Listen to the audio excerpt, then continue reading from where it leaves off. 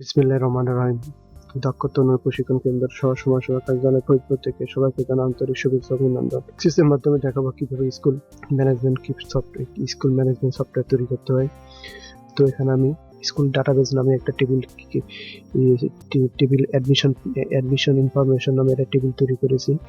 তো টেবিলের নামটা আমি দিয়েছি এখানে admit date and time, roll number, name text, care of text, relation text এবং class time, date and time.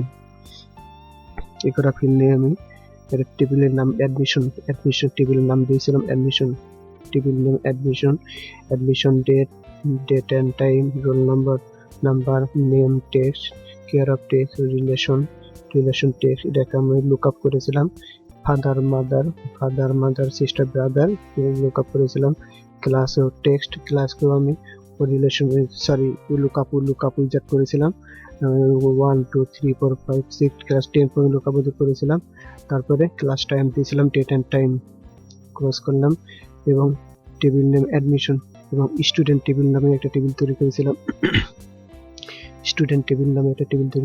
সেখানে দিয়েছিলাম roll number, name, father's name, mother's name, address, contact, date of birth, nationality, religion, father's name, mother's name, address, contact number, date of birth, nationality, religion দিয়ে একটা student table তৈরি করেছিলাম ফিল্ডগুলো দিয়ে।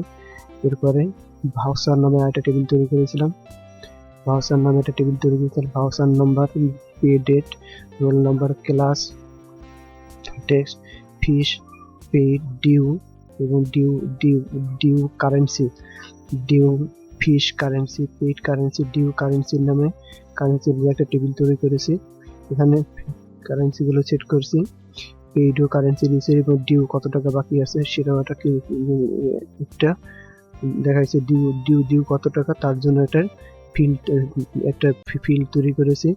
এই টেবিলের নাম দিয়েছিলাম ভাউচার টেবিল। তো এই টেবিল তিনটাকে আমি রিলেশন করেছিলাম। এই রোল নাম্বারকে আমি আবার রিলেশনটা আবার দেখাই। এটাকে ডিলিট করলাম, সব দিলাম, এটাকে ডিলিট করলাম, সব দিলাম। প্রথমে এই রোল নাম্বারটাকে ড্র্যাগ করে এই রোল নাম্বার উপরে ছেড়ে দিয়েছিলাম, তারপরে ক্রিয়েট করেছিলাম। আবার এই রোল নাম্বারকে ড্র্যাগ করে এই রোল নাম্বার উপর ছেড়ে দিয়ে ক্রিয়েট করেছিলাম। এভাবে রিলেশন করেছিলাম। তারপরে রিলেশনটা ক্লিক করে সেভ করেছিলাম। এখন আমি এই ভাউচার টেবিলকে একটা কোয়ারি তৈরি করেছিলাম। এই ক্রিয়েটে যাওয়ার পরে কোয়ারি ডিজাইনে যাওয়ার পরে এখান থেকে ভাউচার টেবিলটা সিলেক্ট করে অ্যাড করেছিলাম। এখন ভাউচার টেবিলের কোয়ারিটা কিভাবে বানাইছিলাম, কিভাবে সূত্র দিয়েছিলাম সেই সূত্রগুলো আমি দেখাবো। এই ভাউচার কোয়ারি নামে সেভ করেছিলাম ভাউচার টেবিলটা। এই ভাউচার টেবিলটাকে কোয়ারি যখন বানাইছিলাম তখন কোয়ারিটিকে কোয়ারি নামে সেভ করেছিলাম। এখন এই ফিল্ডগুলো নেওয়ার পরে এখানে ফিস, রোল নাম্বার, ফিস, পেইড ফিস, ডিউ ফিস, এখানে ফিস, পেইড ফিস এবং ডিউ ফিস। এই ডিউ ফিসের উপরে একটা সূত্র ফেলাইছি। সূত্রটা ডিউ কত টাকা ডিউ আছে, ডিউ এর সূত্রটা আছে আমি এখানে জুম করে দেখাচ্ছি। ডিউ হলো ফিস মাইনাস পেইড। ফিস যত টাকা ফিস হবে, যত ফিস আর পেইড করছে কত টাকা, অর্থাৎ ফিস মাইনাস পেইড থেকে বিয়োগ দিলে পারে যেটা হবে সেটা হবে ডিউ। ওই ডিউর উপরে একটা ফর্মুলা লিখছিলাম। তো ক্লিক করলাম, সেভ করে নিয়ে দিলাম। এখন কোয়ারিকে একটা ফর্ম তৈরি করেছিলাম, ক্রিয়েটে গিয়েছিলাম। ক্রিয়েটে যাওয়ার পরে ফর্মে ক্লিক করার পরে আমি এটাকে ডিজাইন ভিউ মোড ওপেন করে এটাকে বিভিন্নভাবে মডিফাই করেছিলাম। তো এখন ফর্মটাকে আমরা সেভ কোয়ারি ফর্ম নামে সেভ করেছিলাম। তো ফর্মটাকে আমি ডিজাইন ভিউ মোডে আবার ওপেন করলাম। ওপেন করে এখান থেকে আমি প্রপার্টি শিটে যাওয়ার পরে এখানে ফর্ম আদার্সে পপ আপ মডেল দুইটাকে আমি ইউজ করে দিয়েছিলাম। দেওয়ার পরে এখন আমি এটাকে ফর্মটাকেও আবার ওপেন করব। এন্টার শব্দ ওপেন করলাম। ওপেন করার পরে এখানে লাস্ট রেকর্ডে নেক্সট রেকর্ডে ক্লিক করলাম। নেক্সট রেকর্ডে ক্লিক করার পরে এখানে ভাউচার নাম্বার দেওয়ার পরে যদি আমরা এখানে ফিস ধরি এখন ফিস ধরি 700 টাকা ফিস এবং পেইড কোর্সে ধরি 700 টাকা, তাহলে তার ডিউ দেখাবে 700 টাকা, তাহলে এটা ডিউ দেখাবে 0 টাকা। আবার যদি এখানে আবার নেক্সট রেকর্ড ক্লিক করে আমি এখানে আরেকজনের নাম এন্ট্রি করলাম, 102 নম্বর দিলাম। এখানে ফিস দিলাম 500 টাকা, সে পেইড করছে 400 টাকা, তাহলে তার ডিউ দেখাবে 100 টাকা। তারপর নেক্সট রেকর্ড ক্লিক করে আরেকজন নাম এন্ট্রি করবো। এখন আমরা যদি টোটাল স্টুডেন্টের টোটাল ডিউ দেখতে চাই, তাহলে আমরা এই যে টোটাল ডিউর জন্য এটা কোয়ারি তৈরি করেছিলাম, টোটাল ডিউ কোয়ারি। এই যে টোটাল ডিউ কোয়ারি, এটা এখানে চলে আসবে।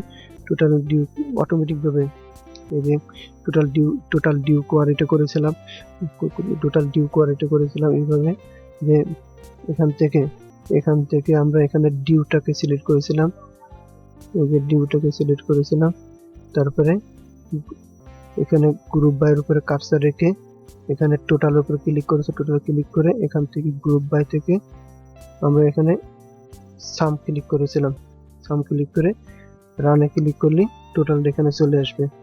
তো আবার এটাকে সেভ করলাম, সেভ করার পরে কোয়ারি ফর্মটাকে ওপেন করে আমি এখানে একটা বটন সেট করব, add new record. Next click করলাম, টেক্সটে ক্লিক করলাম, ফিনিশ করলাম। তারপরে ডট বাটন ক্লিক করে ফিল ব্যাক কালার থেকে এখানে একটা কালার দিয়ে দিলাম, ফিল ব্যাক কালার থেকে একটা কালার, এই কালারটা দিয়ে দিই। ওকে, তারপর আমরা এটাকে ক্লোজ করলাম, সেভ করার জন্য হিসাব দিলাম। এই ফর্মটাকে আবার ওপেন করলাম, ওপেন করার পরে আমরা এখানে অ্যাড রেকর্ডে ক্লিক করলাম, ক্লিক করার পরে এখানে ভাউচার নাম্বার দিলাম 103 দিলাম ভাউচার নাম্বার। তারপরে এখানে ডেট, একটা ডেট দিয়ে দেবো, রোল নাম্বার, ক্লাস রোল দেবো, ক্লাস আমরা এখানে দিলাম 4, ফিস দিলাম 500 টাকা, পেইডও করছে 500 টাকা, তাহলে তার টোটাল ডিউ 0 দেখাবে। আবার অ্যাড রেকর্ডে ক্লিক করে এখানে ভাউচার নাম্বার দিলাম 104 স্টুডেন্ট পে ডেট, একটা ডেট দিব একটা। তো ক্লাস আমরা এখান থেকে সিলেক্ট করে দিলাম 8 দিলাম, ফি হলো 700 টাকা, সে পেইড করছে 600 টাকা, তার ডিউ হলো 100 টাকা। এখন যদি আমরা দেখতে চাই যে টোটাল স্টুডেন্টের ডিউ কত টাকা হয়েছে, আমরা সরাসরি এটাকে ক্লোজ করে দিলাম। সরাসরি আমরা কোয়ারি স্টুডেন্ট টোটাল ডিউ এটা ক্লিক করলাম, ক্লিক করলে পরে টোটাল ডিউ টাকাটা এখানে চলে আসবে। তো এই ছিল স্কুল ম্যানেজমেন্টের উপর ছোট্ট একটা সফটওয়্যার। আশা করি এই সফটওয়্যারটা তৈরি করা সবাই ভালো মতো শিখতে পারছেন এবং সবাই বাড়িতে প্র্যাকটিস করবেন। আর যারা এখন পর্যন্ত আমার এই চ্যানেলটাকে সাবস্ক্রাইব করেন নাই, তারা অবশ্যই চ্যানেলটাকে সাবস্ক্রাইব করবেন এবং